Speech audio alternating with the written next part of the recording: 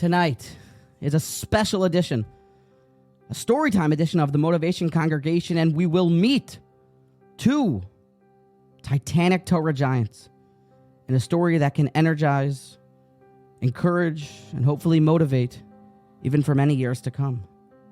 Now you can imagine that it was the experience of a lifetime, and everybody wished to be chosen. When Rabbi Chonan Wasserman, the great Rosh Yeshiva of Baranovich, would select only a very few amount of Bachrim that would journey with him up to the town of Radin, where they would spend Rosh Hashanah with Rabbi Chonan's Rebbe, the holy Chofetz Chaim. Now, our story really begins when after davening, after the first night of Rosh Hashanah, after they recharge their batteries in a spiritually power-packed davening, watching the Chofetz Chaim's devotion, as per the custom, the congregants and the disciples of the shul walked past the Rav to say, a good yontif, a good yor, a kasiva v'chasima toiva. So Rabbi Chonan led his talmidim towards the Chofetz Chaim to go shake the Chofetz Chaim's hand, and then the Chofetz Chaim turned towards these students and said, now, Bachrim, please stay around here afterwards, for I'd like to talk to you in private.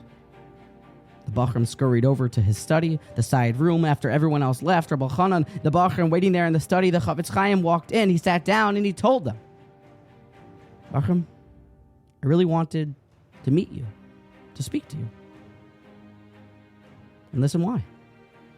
Because in Parshas Vayigash, when Yaakov hears the great news, the good tidings that his son Yosef, he lives, Yaakov is filled with simcha. His prophecy returns, and he says, Eilech ve'arena, now let us go see him, b'terem amos, before I die.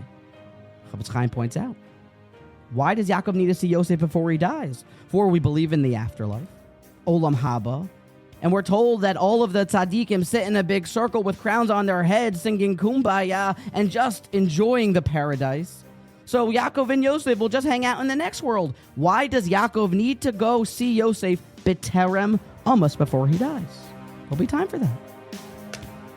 But the Chofetz Chaim, because Yaakov was saying that he wasn't sure if he was going to be able to see Yosef in the next world.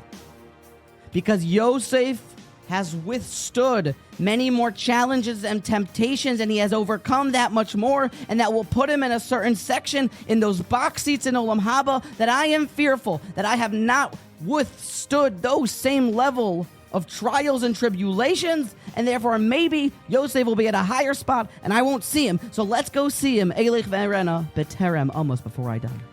And the Chofetz Chaim turned towards the Bachrim and said, I wanted to meet you guys, because what's coming in the world, and the Yetzer Hara and his strength and the immorality, and that what you are going to have to stand up against, if you are successful, it may put you in a spot in Olam Haba that I won't be able to be in your mechitza and see you.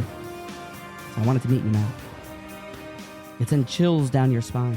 I heard the story from Rabbi Waxman, the great Rosh Yeshiva, and the great Maggid.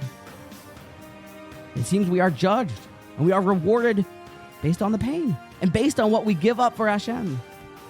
And while the world does present a certain accessibility to immorality and problems that have never before been seen in history, but that also has presented us with a very unique, opportune time and opportunity to leapfrog all the way to the very top, to secure those box seats like Yosef HaTzadik. Eilech ve'arena b'terem amos. Take full advantage from this inspiration of just how you can secure so much in such a little amount of time.